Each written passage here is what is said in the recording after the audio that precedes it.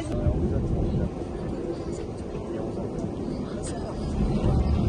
vous attend 5 minutes. Ouais.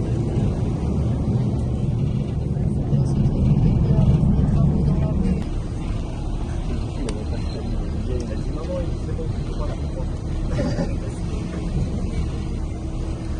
Le monsieur, il t'a aidé à monter sur le bateau. Ah, mais je vais aller les manips. Ah oui. Là, pour descendre, ça va être. Mais si vous avez trop de soleil, il y a encore aussi. Plusieurs sur les côtés, sur le nécessaire pour que la personne remonte, même si c'est la belle-mère. Si vous avez besoin d'aller aux toilettes, c'est en bas à l'avant droit, et quand vous vous déplacez sur le bateau, et c'est autorisé de se déplacer, il faut absolument se tenir, notamment dans les escaliers. Si vous avez soif, venez nous voir, nous avons des boissons fraîches ici à la passerelle et on peut vous proposer un café. Et si jamais vous voulez un souvenir de la balade, on peut vous proposer un bracelet qui est fait à la main par Marie.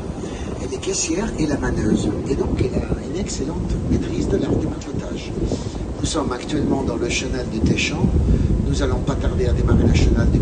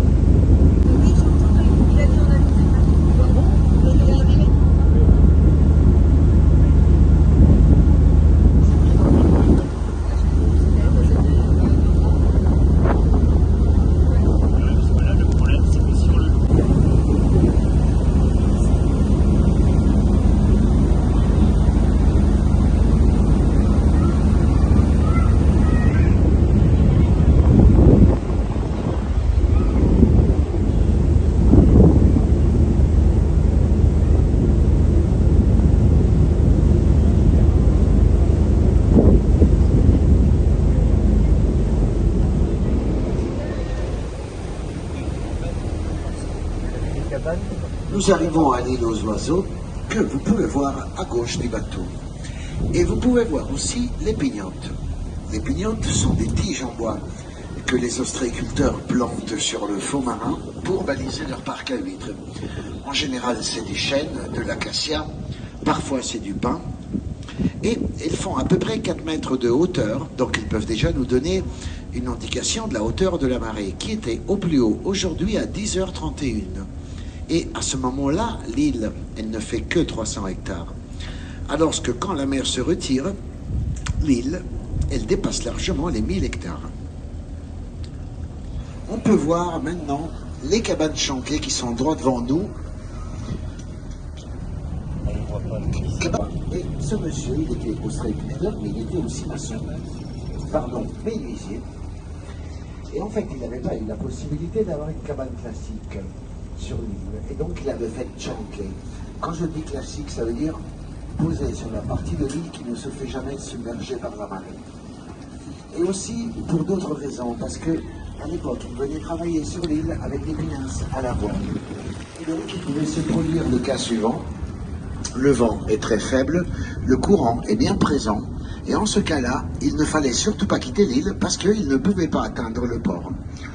Une autre raison, c'est qu'il y avait des vols sur les parcs, et donc le fait qu'ils soient perchés, il pouvait mieux surveiller les parcs à huîtres. Tout en sachant que l'origine un peu du métier d'ostréiculteur revient à l'épouse de Napoléon III, parce que c'est elle qui adorait les huîtres, elle en voulait quasiment tous les soirs à sa table, et donc le métier d'ostréiculteur, il est né un peu à ce moment-là. Et aussi, ils avaient la possibilité d'avoir de l'eau douce, parce que vu qu'il y a une source d'eau douce qui arrive dans le bassin, et c'est la source Abati, elle arrive donc à 3 endroits. Un des endroits, c'est l'île grâce à un puits artésien. Et d'ailleurs, on en a de l'Abati à bord, si vous voulez. Le bassin d'Arcachon, ça représente 155 km². Et vu qu'il y a plusieurs rivières qui arrivent dans le bassin, notamment la Leyre, il y a donc cet apport en eau douce et eau de mer qui est si propice à l'huître. Au départ, il y avait l'huître française, on l'appelle gravette. un peu plus au nord du côté de la Bretagne, on l'appelle Belon, jusqu'à un jour où un capitaine portugais, il quittait la Gironde. Il a cru que sa cargaison à huîtres était avariée et il l'a jeté par-dessus bord. Depuis, c'est les Portugaises qui ont remplacé les Françaises. Dans les années 70, il y a eu une maladie qui a décimé les Portugaises et les ostréiculteurs ont eu l'idée de ramener un petit quantitatif d'huîtres qui arrivait du Japon. Ils ont ramené à peu près 1 tonne d'huîtres. Ils les ont posées un peu partout dans le bassin. Elles se portent très bien ici. Et c'est celle-ci qu'on peut déguster en ce moment, l'huître japonaise plate.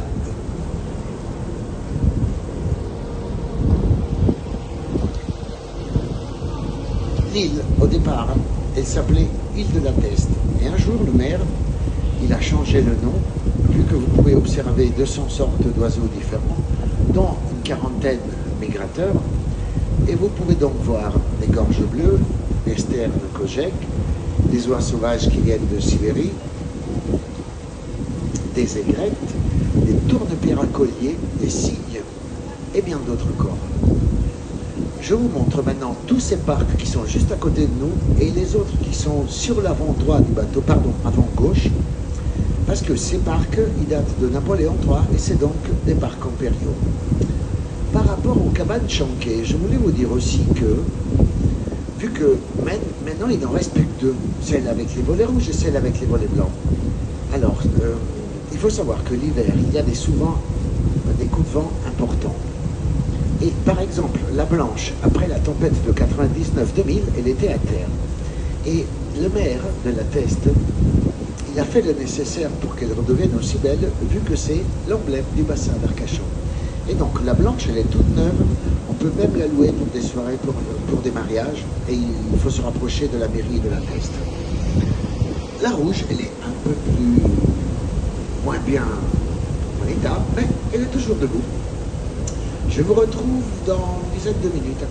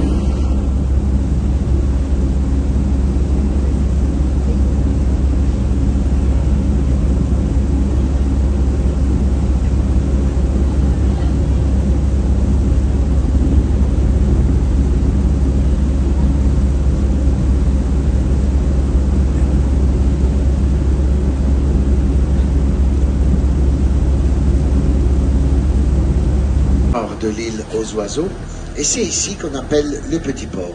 Il y en a aussi un deuxième sur le côté sud de l'île, et c'est ici que les ostréiculteurs, les pêcheurs et les plaisanciers initiés s'approchent au maximum de l'île pour se laisser échouer. Et juste avant de vous parler des cabanes qu'on voit à gauche du bateau, je voudrais vous montrer la pinasse Bordeaux qui est juste à gauche du bateau. Parce que la pinasse, c'est aussi l'emblème du bassin d'Arcachon. Elle a été utilisée par les ostréiculteurs, par les pêcheurs. Elle est juste là, à côté de nous. Et c'est un bateau à fond plat. Et l'origine de ce bateau est portugais. On continue de la construire ici même à Gujan-Mestras. Et ils ont un cahier des charges important. Par exemple, la quille, ça doit être du pain. Et ça donne le nom au bateau. Et maintenant, je vais vous parler des cabanes. Ces cabanes sont des cabanes d'ostréiculteurs, de pêcheurs. Ils ne sont pas les propriétaires de ces cabanes, vu qu'ils sont de la propriété de l'État, mais Ils ont une concession qui dure 6 ans renouvelable.